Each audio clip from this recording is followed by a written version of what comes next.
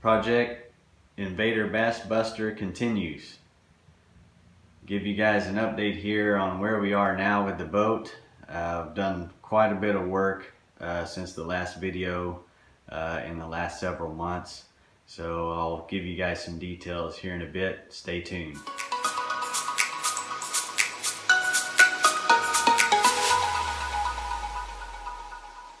What's up guys, welcome back to the channel.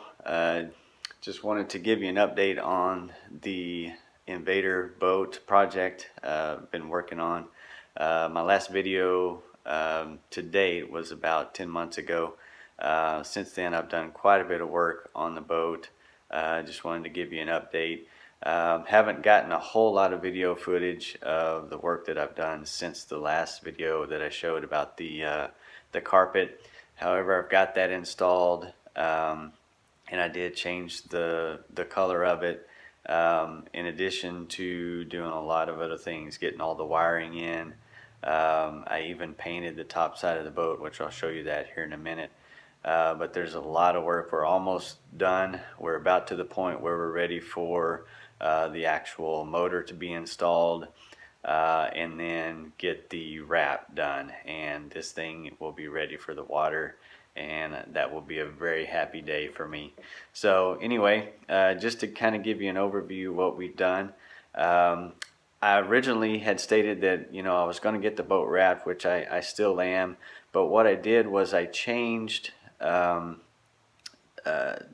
than doing a full wrap, to do a partial wrap. So what that means is, with the full wrap, they wrap even on the actual around the top side and down to the actual floor, like back here. They would wrap this whole thing. So I decided that I would just go ahead and paint the whole top side of the boat, and that'll save me a little money on the wrap as well.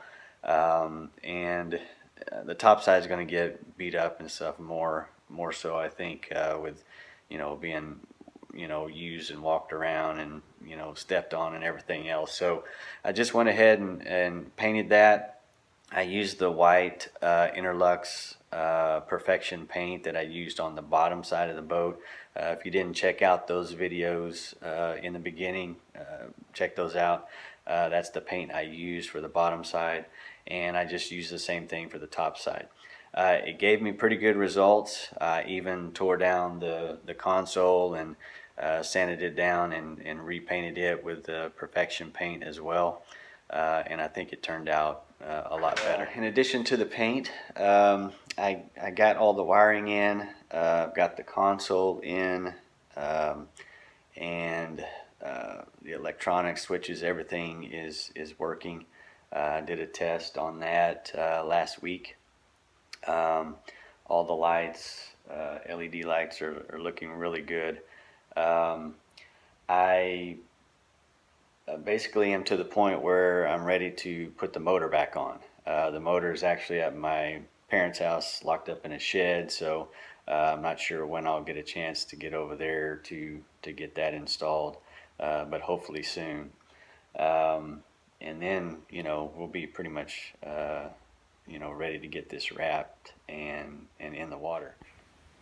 Okay, so you guys have seen the seat boxes before in the previous videos, but I'll go ahead and I did get the seats actually mounted to them, and basically installed. You'll see I've still got to finish up some the wiring here for these lights in the seat boxes. That's really the only wiring I have left to do, but they are wired up and working. I like the way these turned out. I think they'll be pretty functional as far as storage goes in the boat, as well as serving as comfortable seats. You'll see my fuse panel. I did get that glassed in and attached, and everything wired up, so it's looking pretty good. And I got one of the speaker boxes glassed in, so it's attached. This one I'm waiting until I get the motor attached in, then I'll attach that permanently and install the door, just like on this side.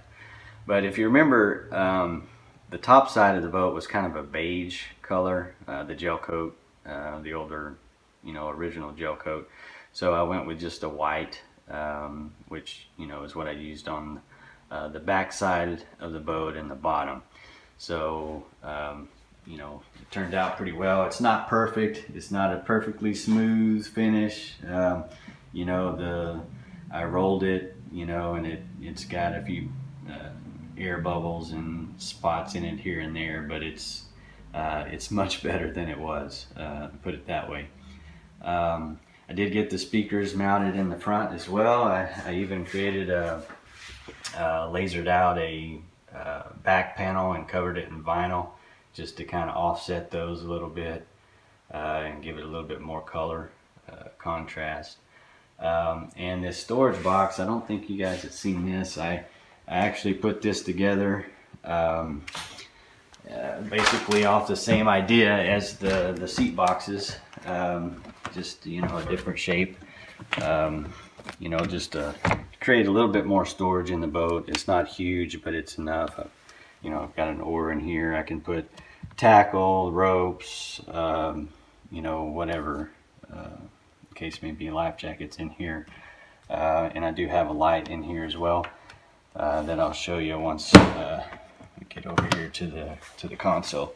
I did put in the radio came with a jack for USB and an auxiliary input, so I've got that set up here for if I'm sitting on the front, or I got a buddy fishing with me and wants to play some tunes off his playlist, so I think that'll be pretty cool. And let's see here, as far as the console, I don't have the steering wheel on permanently here because I've got this overlay protective film, so I'll pull that once we get everything done, just to kind of help keep the panel protected. So I've got to be able to pull the steering wheel off to get to that, but there is a cover here that goes here. But what I want to do is kind of show you the lighting and stuff with the lights out, and how this looks at night, to give you a good idea. I think everything turned out pretty well. So let me hit the lights and then I'll show you.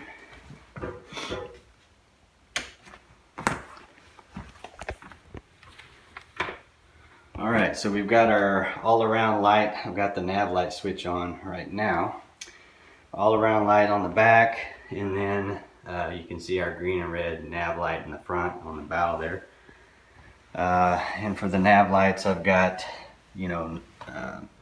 my gauges up here on the front. Those come on as well. Then I'll switch over to the next switch, which is actually the storage lights. So let me open this up so you can see that. So there's one there.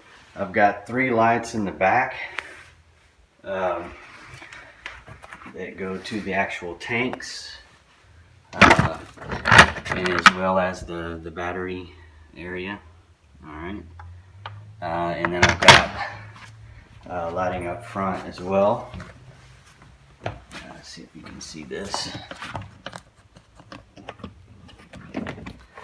For this guy, and for the storage locker up front. So I've got a light in both sections here, you'll see. So it lights up the storage compartments pretty well. I think it's enough, for functionality. And let's see. Then I've got some lights up topside. I call these the deck light. There's 4 of these. If we need to tie some tackle on or whatever, gives us some topside light. And then this is where it gets kind of cool. We've got the LEDs across the floor, and you'll see down here my fuse panel that's actually lit up as well, and you'll see my gauge panel here is lit up as well. This is actually a three-way switch, so I can go put it in the down position and change this to a white. So now everything it gives the white LED color. So I really like that. I do have the bilge pump, which that's working, and I've got a switch for my 12 volt here accessories.